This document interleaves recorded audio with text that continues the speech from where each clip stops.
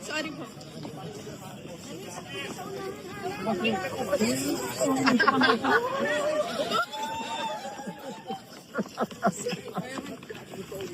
Tama-tama, papunta ako sa gym mamaya. So how's your regular exercise routine like? What do you do? I do weights and then I go on the elliptical machine.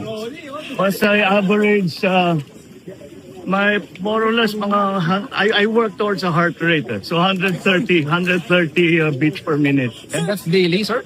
No, How often, sir? I try for 4 times a week. Sir, I try for 2 days on, 1 day rest. 2 days on, 1 day rest. sir, before you were very quiet about answering your bashers and trolls. What was the breaking point? What was the tipping point? Bakit po kayo nag-decide to attack it otherwise today? Because I don't want people to worry. I don't want people to think that really that there's a problem. Because sa dami ng problema natin na hinaharap because of the war in the Middle East, sa dami ng hinaharap natin problema, that will be an additional problem of concern for our people. So I thought the easiest way is to show that I'm still very active physically. Okay na, sir. Thank you, sir. Thank you,